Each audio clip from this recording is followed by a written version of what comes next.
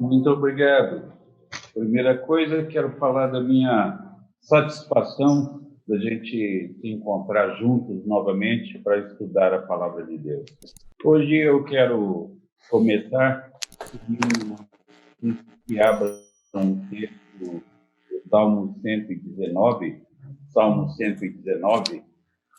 versos de número 33, 34 e 35. Por que razão nós estudamos a Palavra de Deus? Com que objetivo nós estudamos a Palavra de Deus?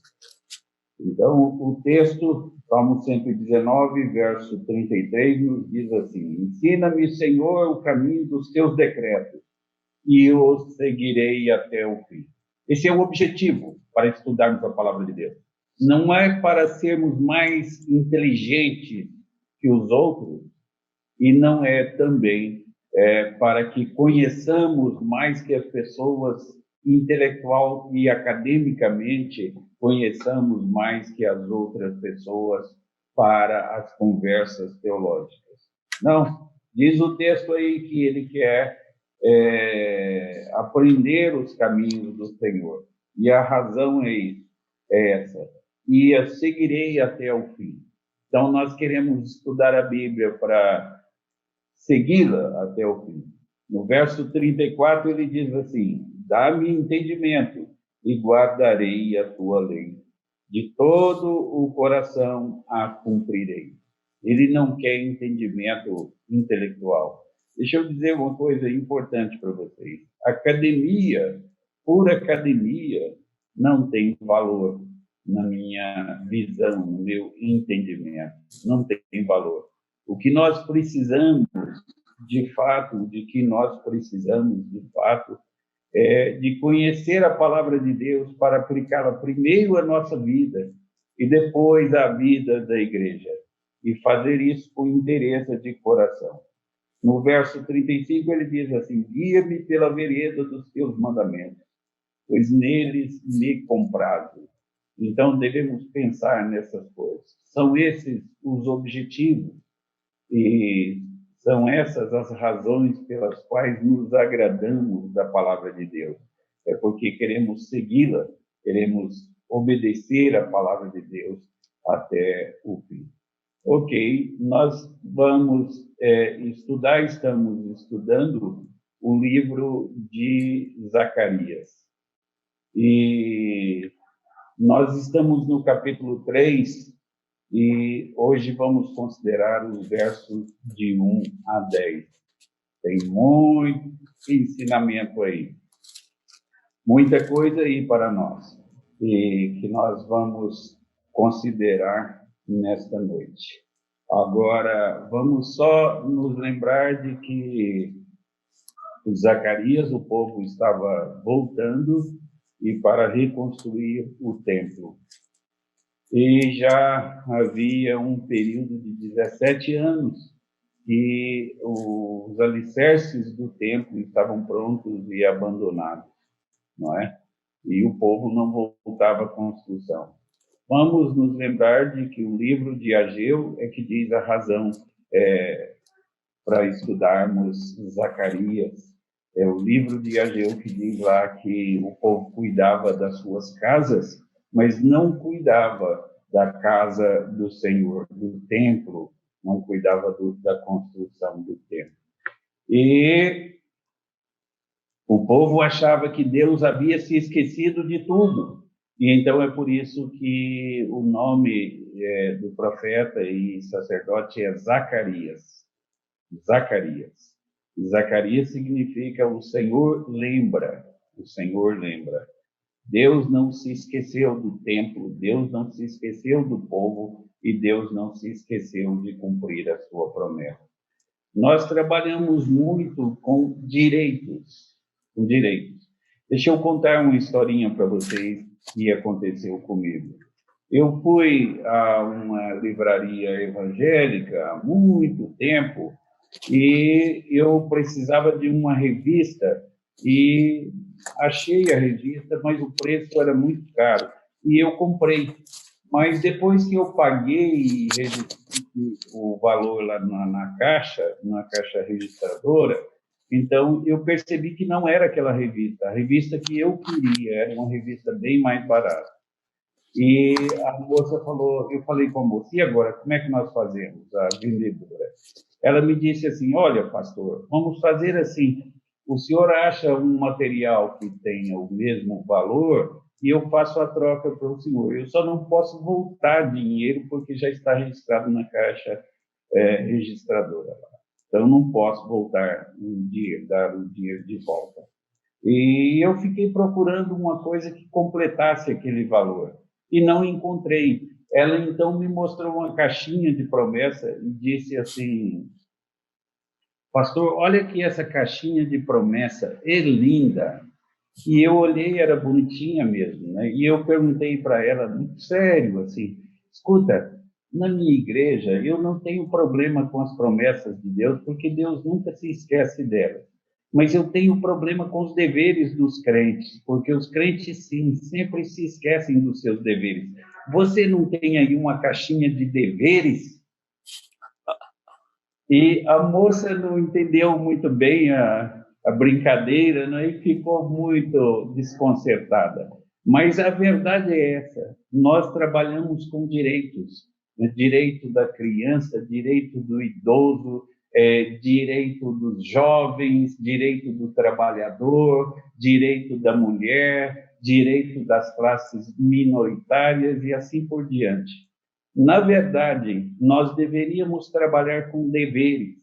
Se nós trabalhássemos com deveres, as coisas seriam bem melhor, em todo sentido. Se todo mundo cumprisse os seus deveres, as coisas seriam bem mais adequadas, seriam bem melhor, certamente, para todos no país.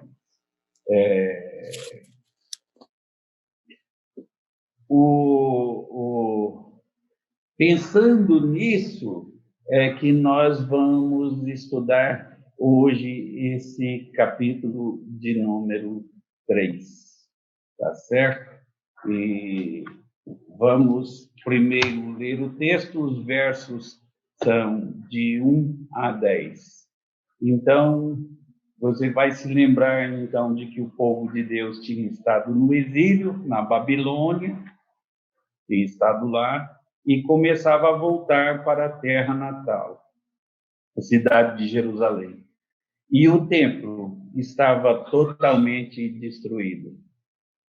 Quando falar em templo, você também precisa se lembrar de que o Jardim do Éden era um templo. E Deus habitava ali com o homem, andava com o homem como que pela viração do dia. Depois, a habitação de Deus com o homem passou a ser no tabernáculo. A palavra tabernáculo significa habitação de Deus com o homem. E assim, aquela coluna de fogo e aquela nuvem que acompanhava o povo pelo deserto, à noite uma coluna de fogo para aquecer o povo. E durante o dia uma nuvem, que era para dar sombra para o povo. E onde parava aquela coluna de fogo, então ali embaixo era edificado um tabernáculo, que significava a habitação de Deus com o povo. E em volta do tabernáculo, então todas as tribos se acampavam por sua ordem, não é? Tudo muito organizado. Então, depois disso, o que nós temos é a construção do templo. E lá está a presença do Senhor, a habitação de Deus conosco, né? Nós vamos considerar isso mais profundamente na nossa próxima lição da semana que vem. É muito importante, ela tem muita instrução para nós.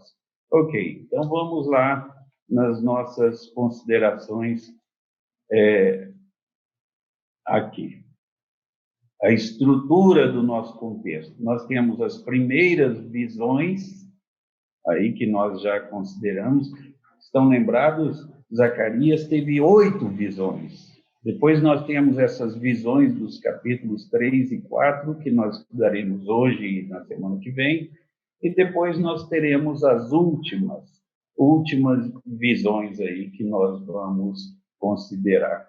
O profeta Zacarias foi enviado a esse povo nesse momento mais difícil da história para incentivá-los para reconstruir e para se prepararem para a comunhão restaurada com Deus. E se você olhar para os primeiros 7 capítulos nesta sessão de abertura, você verá que a primeira e a última visão são uma espécie de paralelos. E elas formam uma estrutura como uma ampulheta. E as primeiras e as últimas visões são mais amplas em seu escopo e falam sobre o julgamento e o propósito de Deus na sua graça para com as nações. E então elas vão se estreitando. É interessantíssima essa estrutura do pensamento judaico, do pensamento oriental. Ok, então vamos ver o texto. Lembrando o seguinte, desde já, que a próxima aula é fundamental para compreendermos o restante de Zacarias. Muito importante. Mas esta não é menos importante. Essas visões do capítulo 3 e do capítulo 4 são mesmo muito importantes. Ok, vamos ler, então, a nossa passagem aqui. Diz-nos assim a palavra do Senhor.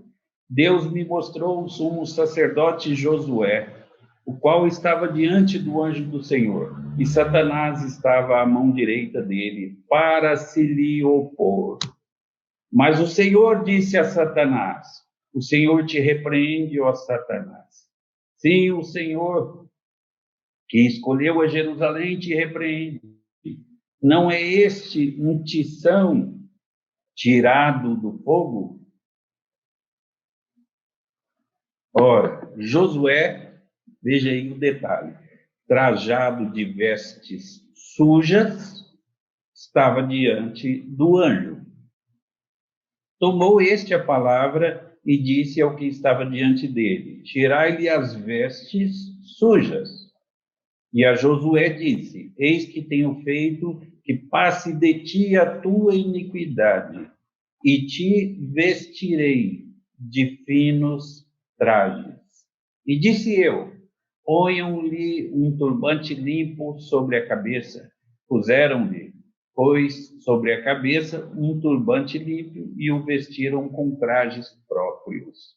E o anjo do Senhor estava ali, protestou a Josué e disse, assim diz o Senhor dos Exércitos, se andares nos meus caminhos e observares os meus preceitos, também tu julgarás a minha casa e guardarás os meus átrios, e te darei livre acesso entre estes que aqui se encontram. Ouve, pois, Josué, sumo sacerdote, tu e os teus companheiros que se assentam diante de ti, porque são homens de presságio. Eis que eu farei vir o meu servo, o renovo. Porque eis aqui a pedra que pus diante de Josué, sobre esta pedra única estão 7 olhos. Eis que eu lavrarei a sua escultura, diz o Senhor dos Exércitos, e tirarei a iniquidade desta terra num só dia. E naquele dia, diz o Senhor dos Exércitos, cada um de vós convidará o seu próximo para debaixo da vide e para debaixo da figueira. Bem, assim temos lido a palavra de Deus, oramos para que Ele a inscreva em nosso coração, para que contra Deus não pequemos. Não é? Bem, vamos às nossas considerações dessa passagem tão rica em ensinamentos. Aí. Josué, então, o sumo sacerdote, comparece perante o anjo do Senhor. Como nós já vimos, a figura do anjo do Senhor representa o Senhor Jesus Cristo pré-encarnado, a segunda pessoa da Trindade. Então, a passagem que temos perante nós é uma cena dramática. Josué, esse sumo sacerdote, aparece perante o anjo do Senhor numa figura do Antigo Testamento que, à luz das Escrituras do Novo Testamento, só pode ser Jesus Cristo. O culto no altar foi reinstituído. E quando o povo voltou para a cidade, mesmo que o templo ainda não estivesse totalmente restaurado, o povo voltou, e então talvez Josué estivesse aqui em um contexto litúrgico, em seu ofício de sumo sacerdote, ministrando no altar. E aqui ele aparece perante o próprio Senhor. Mas o que pode ter começado como um ato de adoração, rapidamente tornou-se um tribunal. Então o texto passa aí a ser um tribunal. E nós, então, temos os ensinos bíblicos sobre vestes de justiça. Vocês, é claro, têm conhecimento do valor desse conceito das vestes perante Deus. Muita gente pensa que no céu nós participaremos de um grande coral, todos de beca branca, todos de roupa branca, não é? E é interessante isso, nós hoje vamos considerar isso. Será que realmente isso procede? A Igreja Adventista, quando surgiu, o seu fundador fez que todos os seus seguidores vestissem roupas brancas. Ele era da Igreja Batista, e ele fez uma interpretação equivocada de Daniel, e ele disse que Jesus Cristo voltaria, e Jesus Cristo não voltou, mas eles foram todos lá para a fazenda dele esperar Jesus Cristo, todos vestidos com vestes brancas, né? É como se no céu as pessoas fossem viver com essas roupas brancas, tá? Então, você se lembra de que a primeira coisa que o pai do filho pródigo fez foi dar ao pródigo roupas novas. Eu gosto muito desta passagem do filho pródigo, porque ele faz aquilo que é necessário para uma mudança de vida de fato, visível aos olhos de Deus. Ele chega diante do pai e diz assim: pai, eu pequei. É muito importante isso. Só muda de vida aquela pessoa que reconhece o seu erro. Ele poderia ter falado para o pai assim: olha, pai, eu saí de casa, porque o costume aqui era muito rígido, e o senhor não dava um cordeiro para a gente comer, fazer uma festa, e a gente só trabalhava. E parece que isso era verdade, porque esse foi o argumento do irmão mais velho. Ou então, talvez ele pudesse dizer assim: olha, pai, eu saí de casa porque eu não combinava com o meu irmão mais velho.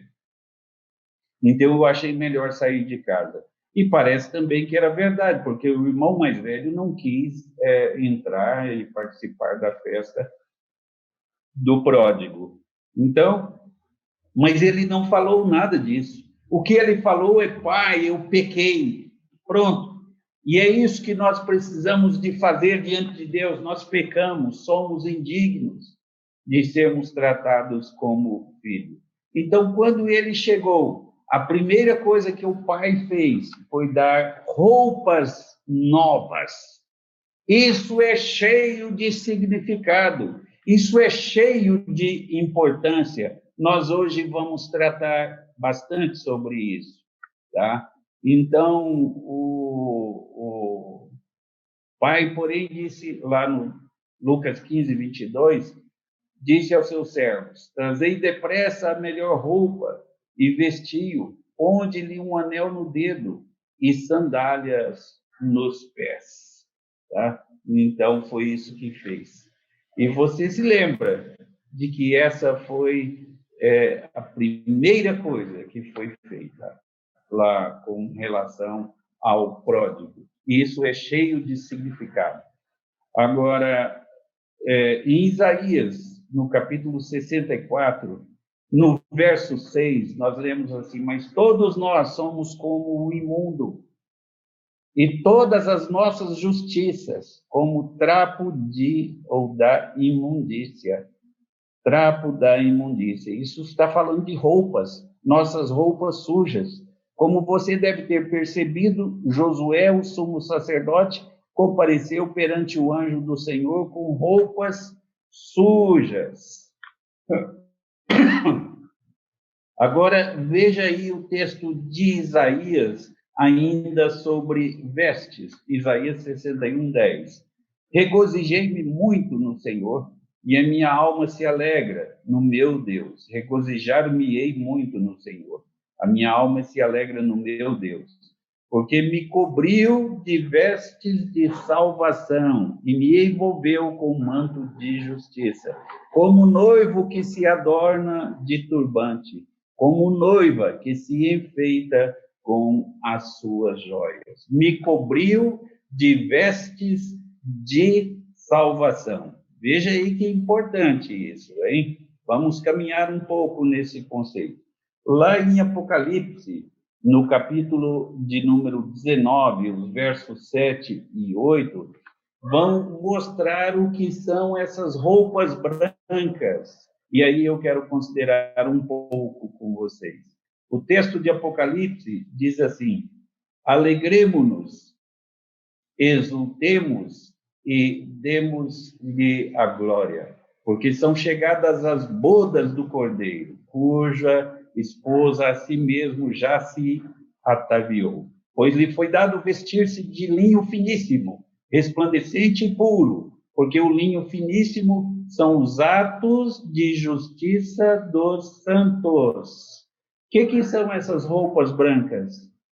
É que a gente vai ter beca branca lá no céu? Não, não tem nada disso. São os atos de justiça dos santos. E os atos de justiça dos santos, na verdade, são os atos de justiça de Cristo que foram colocados, os atos de justiça, na vida dos seus salvos, dos seus santos. Então, quando Deus, e eu vou falar agora uma coisa que parece heresia, então presta atenção, porque quando eu digo que vou falar uma coisa que parece heresia, aí você tem que considerar mesmo, prestar toda atenção, porque pode ser heresia mesmo, tá bom? Então, presta atenção na coisa para você aceitar ou rejeitar. Então, veja o seguinte, quando Deus olha lá do céu para você, ele vê você tão puro e tão perfeito quanto Jesus Cristo. Aos olhos de Deus, você é tão perfeito e tão puro quanto Jesus Cristo. E se não fosse assim, você não entraria no céu. Se não fosse assim, você não entraria no céu. Porque no céu não entra nenhuma mancha de pecado.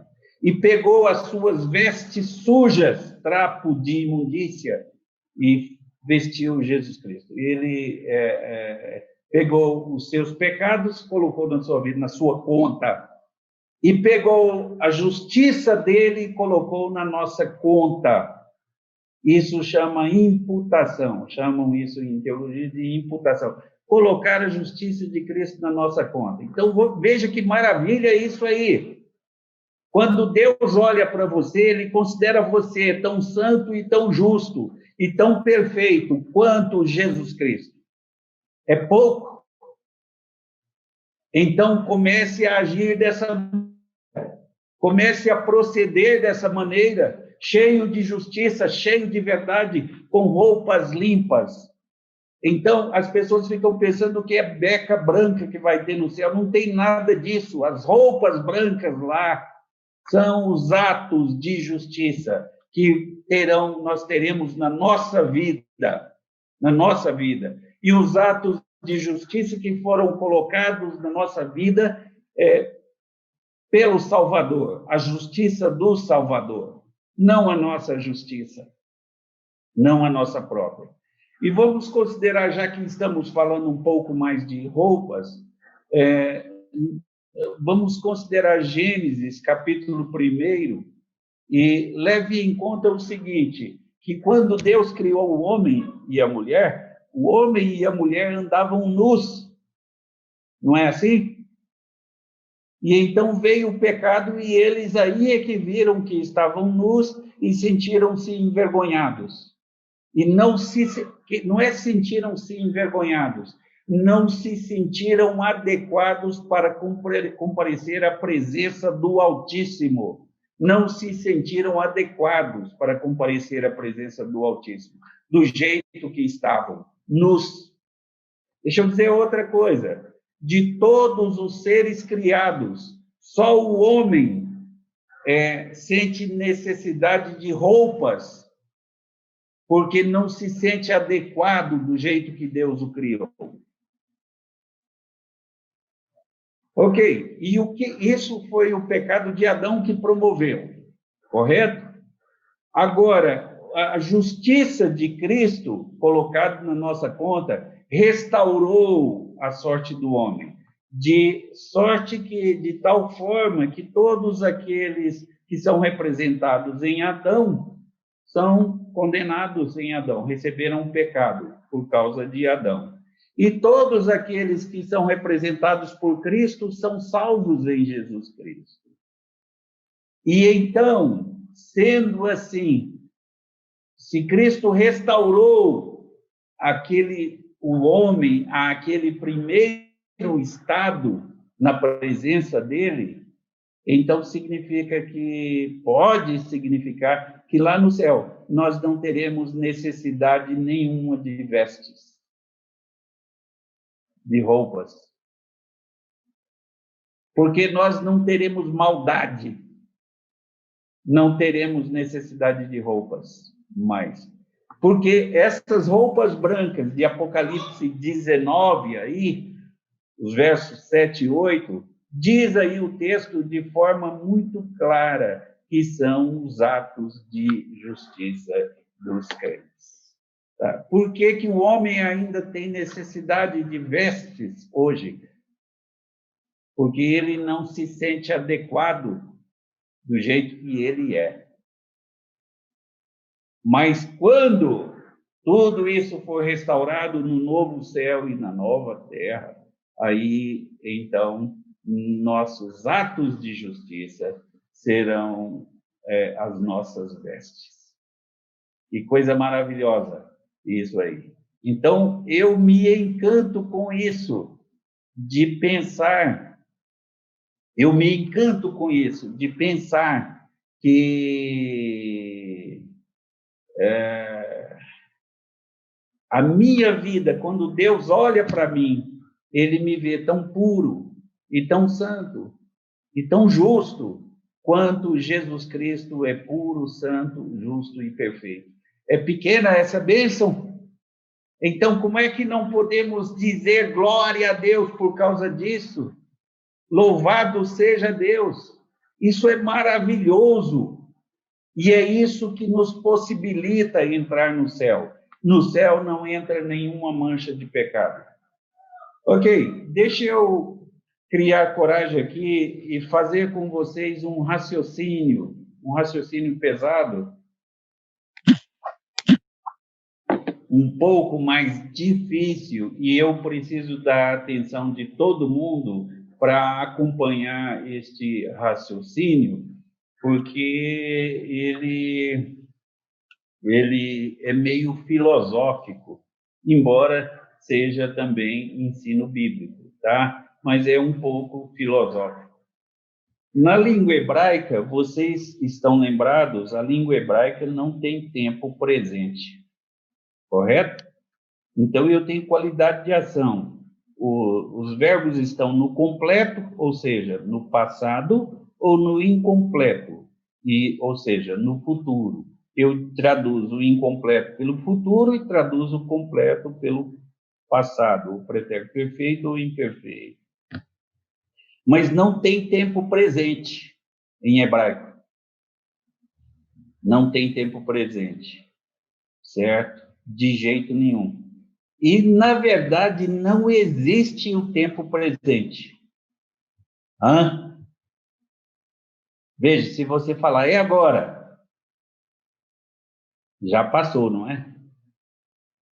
Então, já é passado. E se você falar, é daqui a pouco, hein, Cleiton? Aí é futuro. Então, não existe tempo presente. Agora, embora o tempo presente não exista, nós só vivemos no presente. Nós só vivemos no presente. Tá? Mas é uma linha tão tênue que não dá para precisar qual é o momento exato que é presente.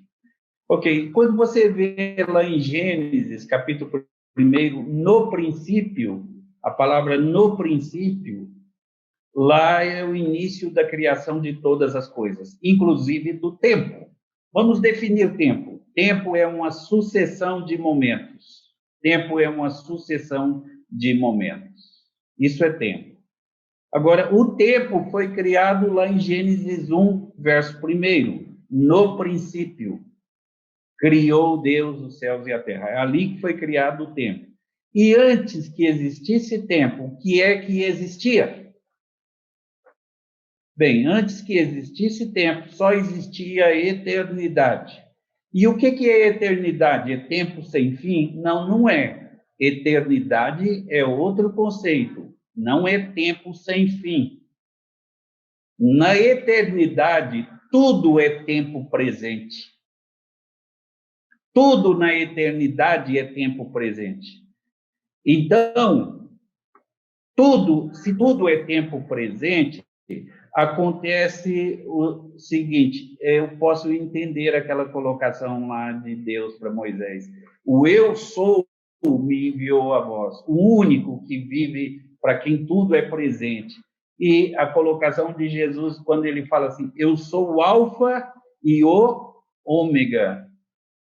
Então, ele não disse assim, eu fui o alfa e eu serei o ômega lá na frente. Não, ele disse, eu sou o alfa e o ômega.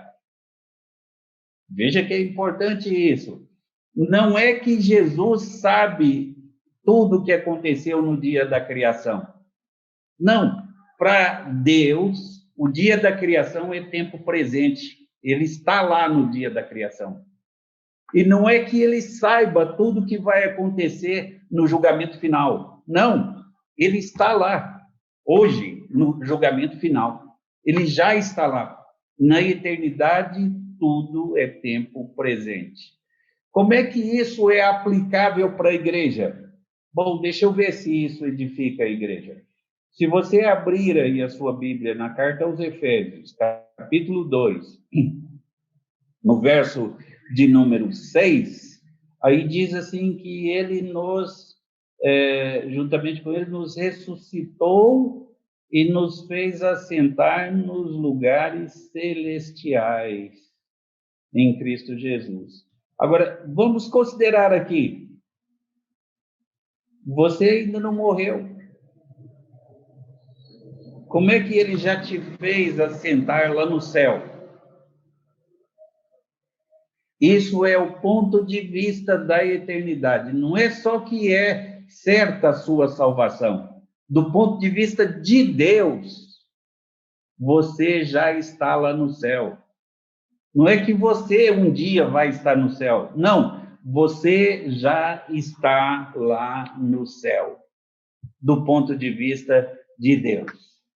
Isso não é maravilhoso? Não é que você será salvo. Você já está lá. Do ponto de vista de Deus.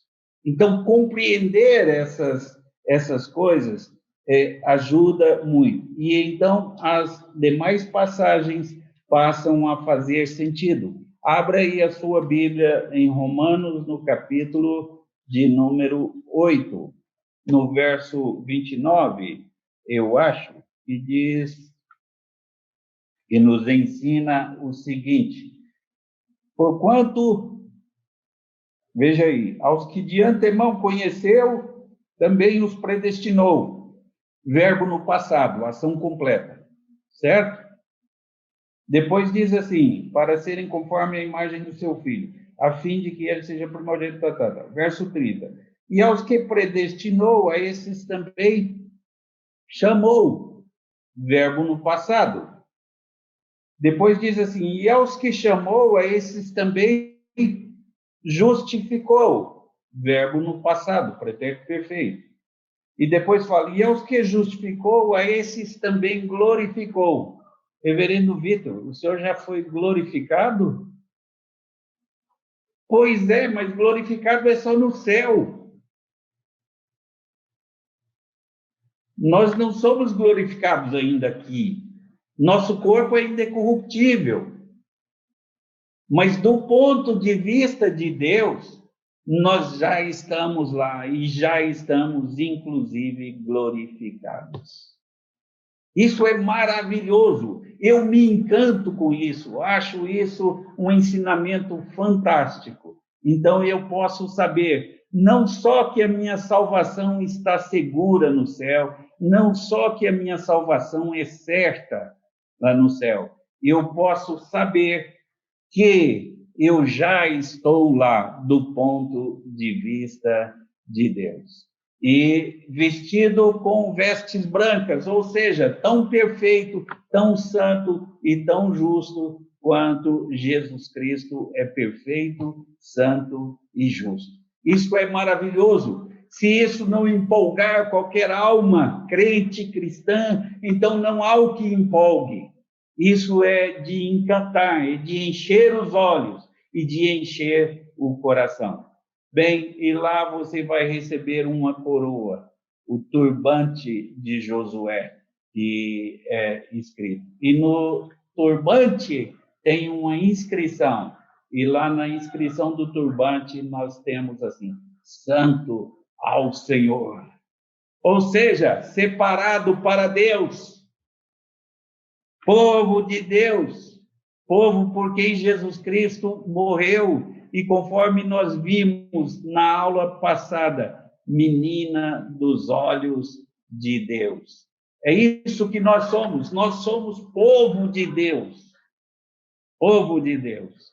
Ok, irmãos. Agora, andando mais um pouquinho, nós temos aí a colocação de Josué perante o anjo do Senhor, e junto do anjo do Senhor, nós temos também um acusador.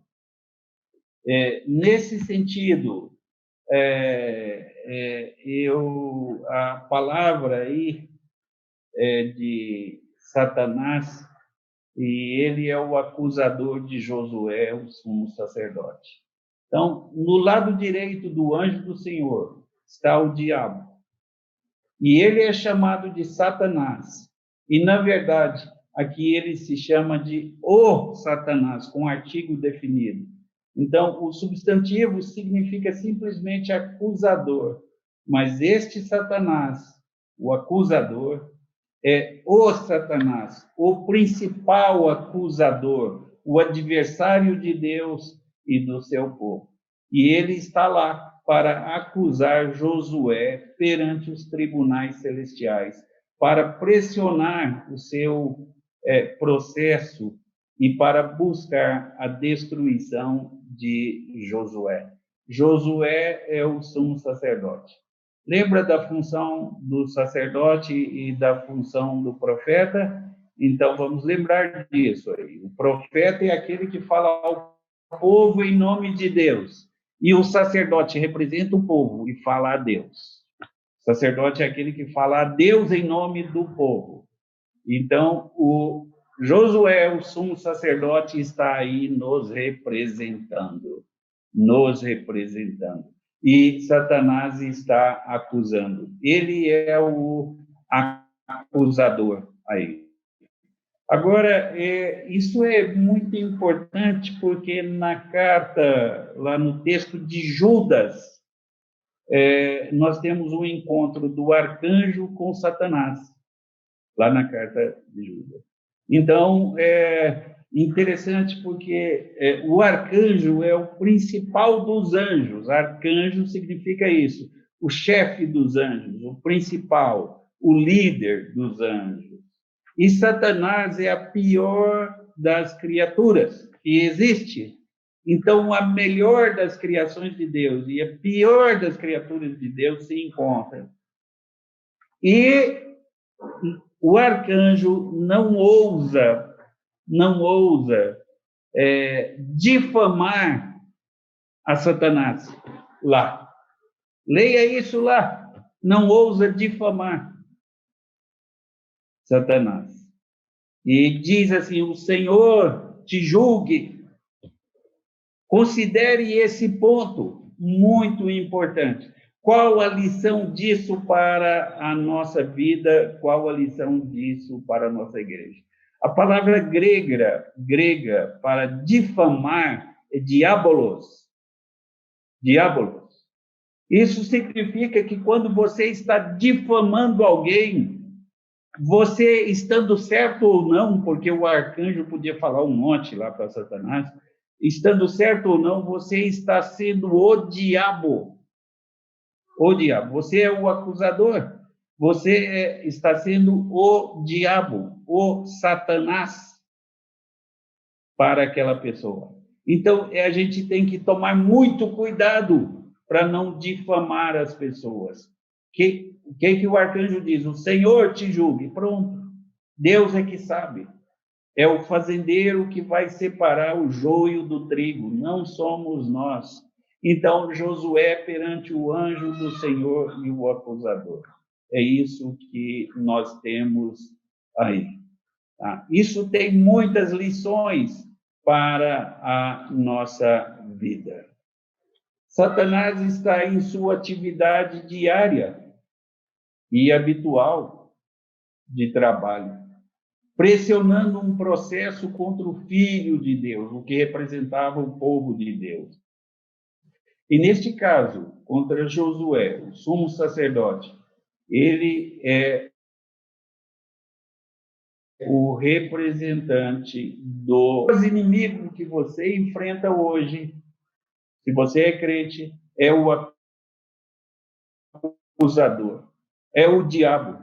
E ele é o grande inimigo da sua alma. E ele acusa você perante Deus. E ele não se encanta com nada além de apontar o seu pecado e a sua falha. Ele está constantemente buscando a sua condenação e a sua destruição. E o que é pior, ele não precisa mentir contra você, ele não precisa falar nada contra você e te acusar de nada. Por que não? Porque as suas roupas estão sujas. As roupas de Josué estão sujas. Era um trapo de imundícia. E por essa razão bastava Satanás apontar para as roupas, para as vestes de Josué. Por isso que é importante você compreender que as vestes são os atos de justiça. Os atos de justiça. E é só quando nós temos as vestes de Cristo, a justiça de Cristo em nós, que nós estamos livres. Zacarias tem muita coisa para ensinar. Zacarias é um livro fantástico e maravilhoso. E entender Zacarias vai abrir as portas de Apocalipse para nós. Não tenha dúvida. Então, nos versos 1 a 3, em primeiro lugar, observe aí a defesa que Jesus prepara. Observe a defesa que Jesus prepara. Então, em segundo lugar, a limpeza que Jesus fornece, nos versos 4 e 5. Depois, veja aí, contexto aberto aí. Em terceiro lugar, ao desafio que Jesus faz, nos versos 6 e 7. E, finalmente, a libertação que Jesus traz, nos versos 8 a 10. Aí está o seu sermão, com as estruturas do seu sermão. Aí está a estrutura do seu texto.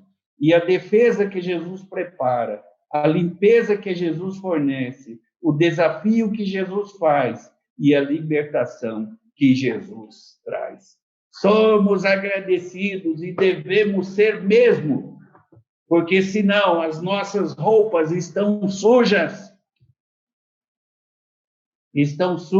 as nossas vestes, e bastaria Satanás mostrar as nossas vestes, isso seria suficiente para a condenação.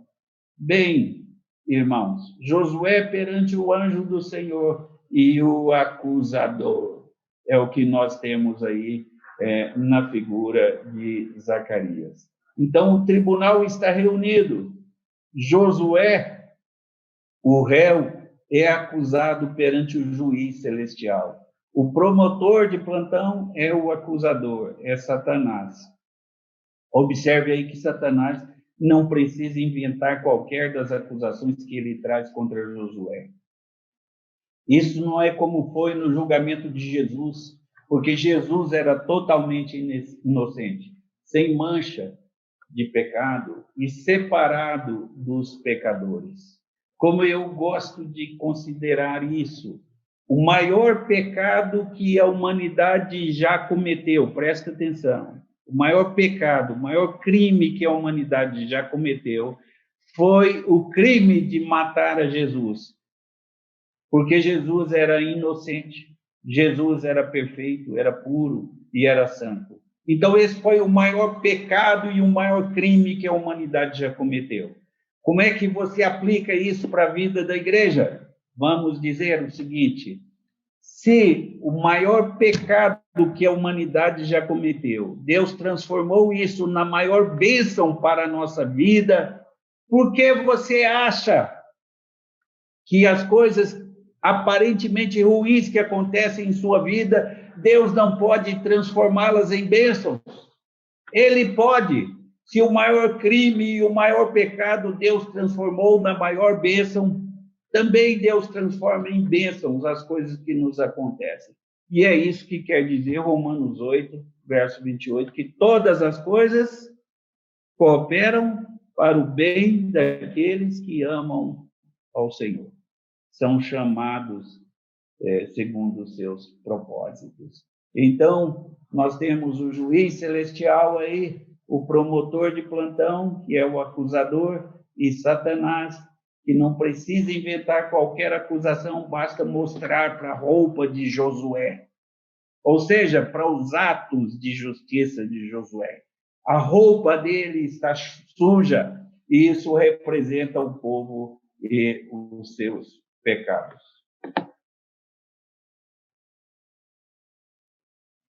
Muito bem. Então, vamos ver a defesa que o Senhor prepara. Não é assim com Josué. Veja aí o verso 3. Ora, Josué, trajado de vestes sujas, estava diante do anjo. E essa teria sido uma imagem chocante, particularmente para Zacarias, porque Zacarias era também sacerdote. E ele, então, estava lá de vestes sujas. O sumo sacerdote tinha que usar vestes de linho sagradas, puras, brancas, para que pudesse comparecer perante Deus no templo. Mas aqui está Josué, coberto, ao invés disso, de sujeira. E a palavra, e essa palavra hebraica aí, pode significar excremento. Excremento, estava sujo de excremento. E ele aparece diante de Deus de forma absolutamente inaceitável, desprezível, vil. É uma representação poderosa de Josué, que representa o pecador. É isso que Josué representa, o pecador. E tudo o que Satanás precisa fazer é apontar para o pecado de Josué. As provas são irrefutáveis, as provas são inegáveis. Então, qual é a defesa que Jesus prepara? Qual é a defesa que Jesus prepara?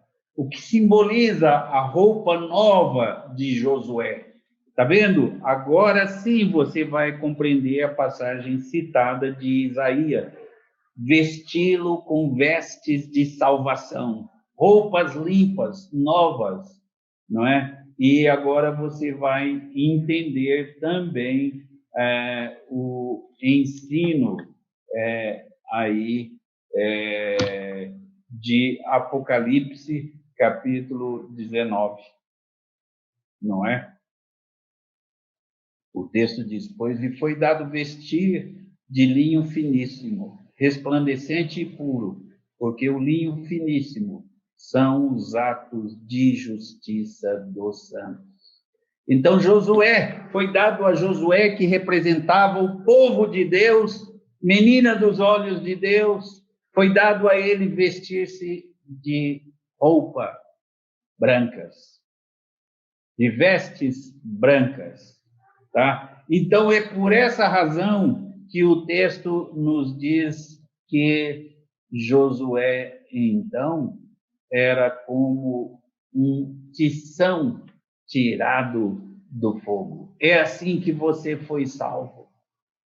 É assim que você é salvo, como um tição tirado do fogo.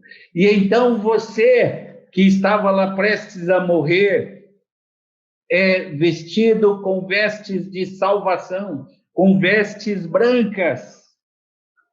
E você é visto pelo Pai, tão perfeito, e tão justo, e tão santo, e tão puro, quanto Jesus Cristo é santo, perfeito, puro e justo. Isso é maravilhoso, isso é maravilhoso. E é por isso que nós precisamos de estudar a palavra de Deus. A palavra de Deus mostra o que nós realmente somos e fala como nós de fato somos salvos. Então isso tem que nos revigorar, tem que nos tornar agradecidos, e a compreensão da palavra de Deus. Como eu lamento, e lamento profundamente, que pregadores há que não pregam no Antigo Testamento. Está percebendo aí? Isso é para nós, está falando da igreja, está falando de nós, povo de Deus. E as promessas que são feitas a Abraão cumprem-se em nós. Se você abrir a sua Bíblia agora, lá em Gênesis, capítulo 15, e se você ler no verso de número 5, está dito lá: Abraão, sai da sua tenda, olha para o céu e veja aí se você consegue contar as estrelas. E Abraão faz isso e não consegue contar as estrelas. E então Deus diz: assim que vai ser a tua descendência. Essa é uma promessa. Sabe onde se cumpriu essa promessa? Em Apocalipse 7:9. Povos de todas as tribos, raças, línguas e nações estão diante de Deus. Ali, em Apocalipse 7:9, está se cumprindo a promessa feita ao nosso Pai. Então, irmãos, tudo que o diabo precisa fazer é apontar para os fatos. Agora, é um caso irrefutável. A defesa não pode contrariar os fatos. O acusador basta apontar para as roupas sujas de Josué. E ainda em nosso texto, algo extraordinário acontece. Veja o verso 2 aí, que diz assim: mas o Senhor disse a Satanás: o Senhor te repreende, ó Satanás. Sim, o Senhor que escolheu a Jerusalém te repreende. Não é este um tição tirado do fogo? É isso que ele é, Josué. Somos nós. Somos um tição tirado do fogo. É isso que nós somos. Só a misericórdia de Deus para nos salvar. Só a misericórdia de Deus para nos purificar. E não só nos salvar, mas nos tornar tão perfeitos, tão santos, tão justos quanto Jesus Cristo. Veste roupas brancas em Josué, e então ele representa o povo, isso representa a justiça de Cristo. Então, o que nós temos aí é uma imagem de Satanás no tribunal de Cristo. Ele denuncia Josué, contando todos os seus pecados. Contando todos os seus pecados. O livro de Zacarias é um livro maravilhoso, que nos ensina muita coisa. Bem, então nós temos assim a defesa que Jesus prepara. E qual é a defesa? Pega a justiça dele, toda a justiça dele, e a coloca em nossa conta. É pouco ou que mais? E as vestes sujas, ele as tira e joga. Então Josué estava já condenado. Estava condenado. Bastava apontar para as vestes dele, isso já indicava a condenação. E então ele é revestido de vestes de salvação, vestes brancas de salvação. É isso que Josué representa. Josué representa o povo de Deus. E é um tição tirado do fogo. Não se esqueça disso. Você é um tição tirado do fogo. Você é um tição tirado do fogo. Josué é representante do povo da cidade de Jerusalém, e a condenação que Satanás quer para Josué é a condenação que ele espera cair sobre toda a cidade de Jerusalém. Em Romanos, no capítulo 8, no verso 33 até 34, nós temos assim: quem tentará acusação contra os eleitos de Deus? É Deus que os justifica. Quem os condenará é Cristo Jesus, quem morreu, ou antes, quem ressuscitou, o qual está à direita de Deus e também intercede por nós. Um tição tirado do fogo. Que símbolo é esse? Isso é o que você é, se você é um crente no Senhor Jesus Cristo. Um tição tirado da fogueira, resgatado do julgamento final da ira eterna de Deus. Sua sentença foi trocada pela infinita misericórdia e graça de Deus. Guardem essa palavra, a graça de Deus. É disso que nós estamos falando. Isso é maravilhoso. Isso é maravilhoso. De vestes de salvação. Então, quando você lê Apocalipse 19, fala lá vestes brancas, das vestes de linho puro, e isso são os atos de justiça dos santos. Saiba que esses atos de justiça são os atos de justiça de Cristo, que são colocados na nossa conta. Bem, então nós temos aí a figura de Josué perante o anjo do Senhor e o acusador de Josué. E o que Jesus faz, o que o anjo do Senhor faz para a salvação? Manda vesti-lo com vestes de salvação. Prega isso para a igreja, aplica isso para a vida da igreja, e vocês verão que a igreja vai entender e vai glorificar a Deus por essa razão. Isso é maravilhoso e fantástico. E a gente precisa dar glórias a Deus por essa razão. Ok? Então, nesses versos 1 a 3, em primeiro lugar, observe que Jesus prepara. Depois, em segundo lugar, a limpeza que Jesus fornece. Está nos versos 4 e 5. Em terceiro lugar, ao desafio que Jesus faz, nos versos 6 e 7.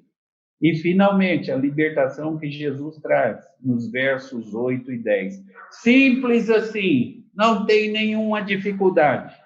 Eu quero estabelecer uma regra aqui com vocês, tá? Uma regra muito importante que eu quero estabelecer com vocês.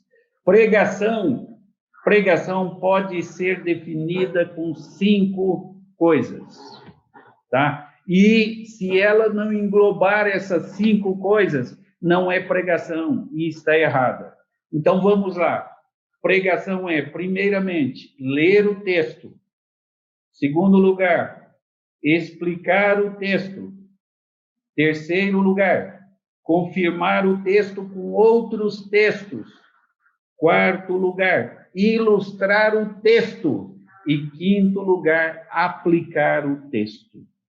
Ou seja, pregação é só texto. Se você pergunta qual é a pregação que é decorrente dessa passagem que hoje estudamos, a pregação decorrente daí é essa aí, ó, versos 1 a 3, a defesa que Jesus prepara.